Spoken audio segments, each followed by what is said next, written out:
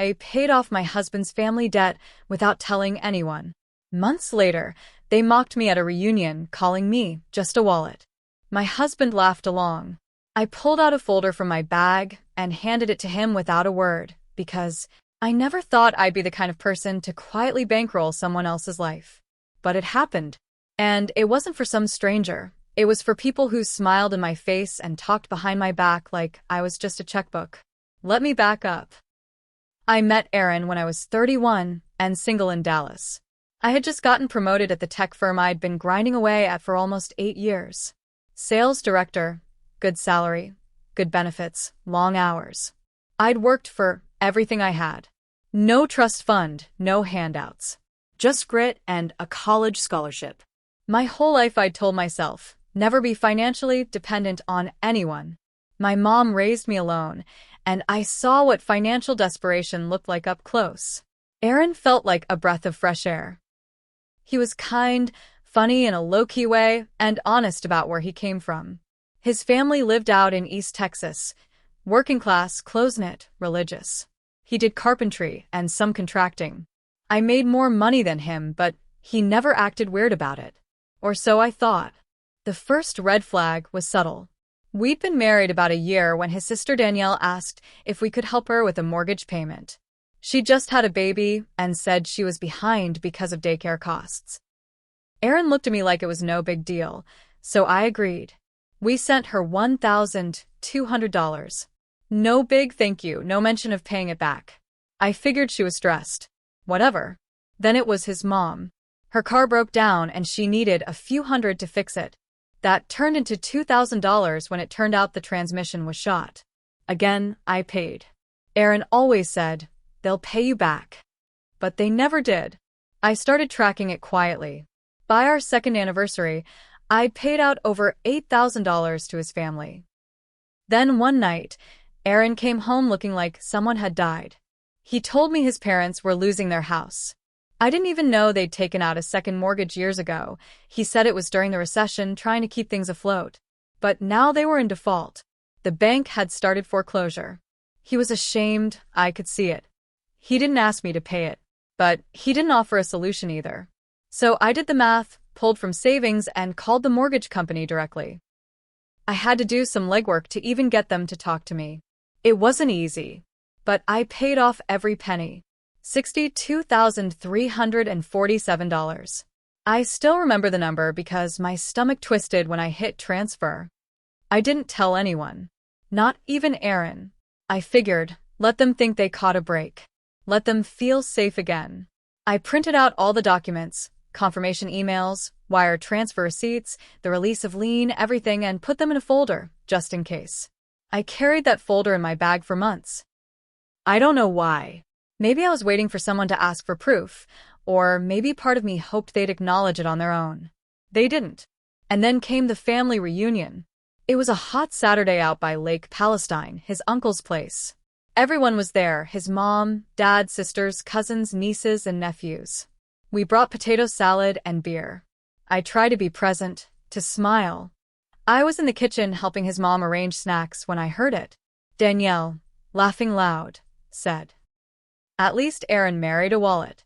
Then someone else said, "Best thing he ever did. Upgraded his life real quick." And I heard Aaron laugh too. I know that laugh. It wasn't nervous or trying to defuse the moment. He was joining in. I just stood there, holding a tray of deviled eggs, and something inside me snapped. His mother looked at me, then looked away. She'd heard it too. She didn't say a word. I didn't yell. I didn't cry. I walked out of that kitchen, straight to my bag, and pulled out the folder I'd been holding onto all this time. I walked into the living room, where they all went quiet when they saw me. I handed it to Aaron. Didn't say a word. He opened it slowly, like he wasn't sure what he was looking at. His eyes scanned the first page, then the second. Then his face went still. No one said anything. The room felt like it was holding its breath. I turned to his mother. "The house you live in? I paid for it." I didn't tell anyone because I thought I was doing a good thing. I thought family meant something. But now I hear what you all really think of me. Then I looked at Aaron. "You laughed. You joined in." I picked up my purse and walked out. I didn't drive straight home. I pulled into a gas station parking lot 20 minutes away and just sat there. I was shaking, not from anger, but from how deeply I felt that betrayal. They didn't just use me. They laughed about it. They made me a joke. And Aaron, the man I married, joined in. I haven't decided what comes next. But something in me changed that day. And I'm not letting it go. I didn't go back home that night. I stayed at a Marriott off I-20 with nothing but my purse and the clothes I wore to the reunion. I turned my phone off. I didn't want to see his name on my screen. I didn't want to hear excuses or weak apologies. I needed silence. The next morning, I had 14 missed calls and 5 voicemails from Aaron. All the messages said the same thing in different words. Call me back. Please let me explain. You misunderstood. Misunderstood? I didn't respond. That evening, I went home. I expected him to be gone, but his truck was in the driveway. When I walked in, he was sitting at the kitchen table, that folder in front of him. Open. Like he was still trying to process it. I dropped my keys on the counter and looked at him. Say what you need to say. He started off quiet. Said he didn't mean to laugh. That it was just a dumb moment and he was caught off guard. I didn't buy it. I told him. You didn't defend me. You didn't even hesitate. Then it turned. He said, why didn't you tell me about the house? You went behind my back. Like I'd done something wrong. That's when I realized. We weren't partners. I'd been a bank. An asset. And now that I'd pulled the curtain back, he was angry that I'd disrupted the illusion. He said it made him feel less of a man. I said, then you should have paid the mortgage yourself. He didn't like that. He raised his voice. I raised mine. He said, my family didn't ask you to do that. I shot back. They didn't have to. They just expected it. We didn't sleep in the same bed that night. I took the guest room. He stayed in our room, door locked. Over the next few days, I started to notice things. His family began texting me. Not to apologize, but to say I was being dramatic and punishing Aaron for something he didn't even do. Danielle sent a message saying, you're tearing apart our family over a joke. You need to grow up. I blocked her. His mother called and left a voicemail saying, we never asked for your help. You did it for attention. That one hit hard. At work, I started slipping. Couldn't focus. I missed 2 meetings in 1 week, and my manager pulled me aside. I lied and said I was dealing with a health issue. I couldn't tell him the truth, that my marriage was rotting from the inside out, and I was finally seeing it for what it was. Then came the bank alert. I had a separate savings account Aaron didn't know about, money I'd put aside for emergencies. I kept it private because I knew, even early on, that money caused tension between us. One day I got a notification. Transfer of $5,000 completed. I never authorized that. When I logged in, I saw he'd accessed it using the old joint bank login. Somehow, he'd figured out the link between the accounts. It wasn't technically illegal. Our joint account was linked to that savings for overdraft. But it was deliberate.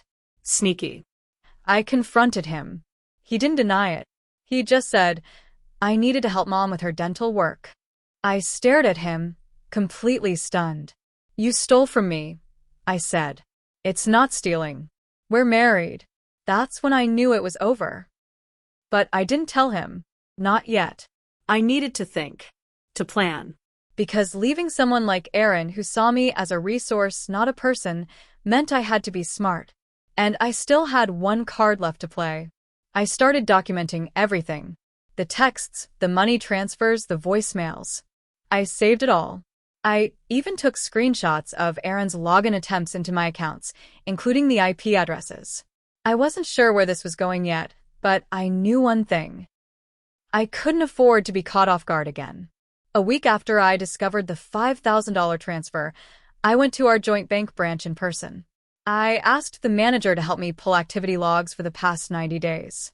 As we sat together, she hesitated, then looked at me and said, there's something you might want to see.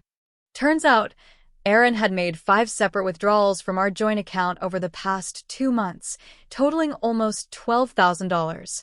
The notes on 2 of the withdrawals said loan repayment. When I asked who the recipient was, she gave me a name, Martin Ellis. I didn't recognize it.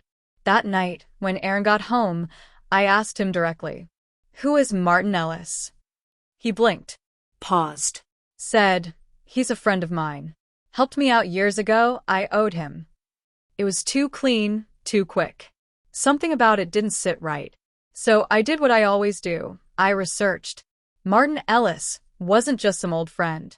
He was a bankruptcy attorney in Houston. That's when it all started to make sense.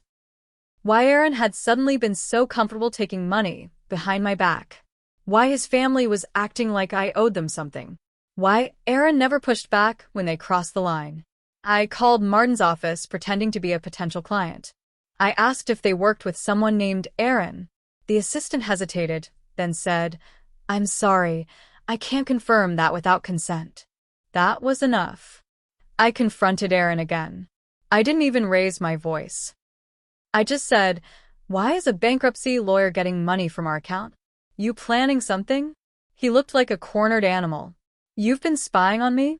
I said, "You've been building a secret financial exit plan, using my money." He didn't deny it this time. He said, "You made everything about you. You never asked how I felt about you paying off my parents' house. You just did it to feel superior." I stared at him, realizing in that moment I was talking to someone I no longer recognized. Then came the final twist. 2 days later, while I was at work, my neighbor texted me, "Hey, there's a U-Haul in front of your house. Everything okay?" I rushed home. Aaron was moving out. Boxes stacked. Clothes, tools, a few kitchen things. And taped to the front door was a folded letter with one line. "You made your choice. Now I'm making mine." But here's the thing. He didn't just move out. He emptied our joint account. Took everything. Left the balance at $3.21. What he didn't know was this. I'd already frozen the rest of our assets, transferred the emergency savings into a separate legal trust, and secured all my personal accounts with new encryption. I was always 10 steps ahead. But now? Now, it's not just about betrayal. It's about revenge. And I'm just getting started. The U-Haul was gone by morning. So was Aaron. I sat on the front steps with a coffee that had gone cold in my hands. Not because I missed him. I didn't. Not anymore.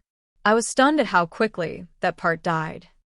What I felt now was something heavier, cold, focused, patient. I didn't want a screaming match. I didn't want to destroy him in some dramatic explosion. I wanted to pull him apart piece by piece. Like he did to me. I started with the paperwork. Our house, my house, technically, was purchased in my name only. I'd paid the down payment and the mortgage. But I'd let him believe, out of generosity, that it was ours. That illusion ended now. I filed for a legal separation and filed a motion to restrict access to the property. I changed the locks. Then I got to work on the financials. I contacted Martin Ellis's office again, this time through a lawyer. Turns out Aaron had started the bankruptcy process months ago. He'd lied on several of the forms, claiming his income was zero and that we were separated at the time he filed. That was perjury. I gave my lawyer every receipt, every bank transfer, every stolen withdrawal.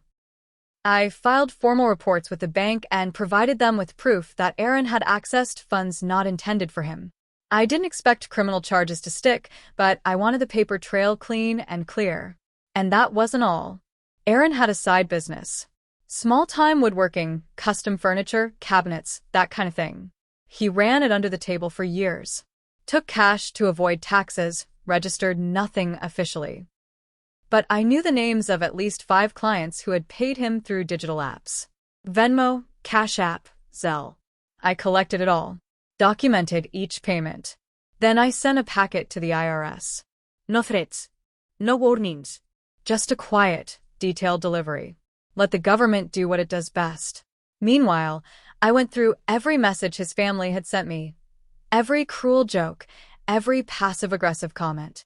I forwarded a selection of them to a friend of mine who works in real estate marketing. Danielle was trying to get her license and had recently started posting inspirational real estate queen videos on TikTok. She'd been trying to build her brand as a single mom, making it on her own. So I fed that information to the right local gossip channels. Screenshots of her mocking me while taking money. Records of late mortgage payments. Let people draw their own conclusions. And then I waited. Aaron thought he'd left me behind. He had no idea I'd already started a chain reaction that was about to ripple through every part of his life. I wasn't done yet, but it was time he realized I wasn't just the wallet. I was the debt collector. 2 weeks after Aaron moved out, I got an email from my lawyer. You might want to check the bankruptcy court filings. Aaron's bankruptcy had been flagged. Turns out, the IRS had already launched a preliminary inquiry after receiving the packet I sent. Between the hidden cash jobs, the misreported income, and the fraudulent filing, they'd referred the case to their criminal investigation unit. His petition was suspended. A full audit was opened. The attorney I hired smiled when he read the notice. You planted the seed. Now you let the system water it. I didn't celebrate. Not yet. I knew better. Aaron sent a text a few days later. Just 2 words. You win. I didn't respond. But I wasn't done. I contacted a reporter who ran a small but respected consumer justice blog in Texas. I pitched her a story, anonymized at first, about how women in relationships are financially exploited by family networks who manipulate their emotions and drain their resources. She took the story, ran it as a feature. A month later, the article went viral. Not national, but enough to make the rounds in our region. People in Aaron's circles started whispering. His name wasn't in the piece, but the quotes I gave? The details? They were unmistakable to anyone who knew us. Danielle sent me a DM on Facebook. You're ruining our family. I didn't reply, just archived it. Aaron's woodworking side hustle dried up. Clients stopped returning his calls. He tried to revive it on a new Instagram under a different name. Someone in the comments posted a screenshot of his bankruptcy fraud filing. That was the end of that. 3 months later, I filed for divorce. He didn't contest it. He couldn't afford to. His assets were frozen and he was under federal review. He lost his apartment and moved in with his cousin. His credit was destroyed. He couldn't co-sign anything, couldn't lease a car, couldn't even open a new checking account without it triggering red flags. I kept the house. I kept everything I paid for. The final blow came 6 months in. I received a letter. Handwritten, shaky penmanship. From Aaron. He wrote that he was sorry. That he didn't realize what he had until it was gone. That he was in a bad place and made some choices under pressure.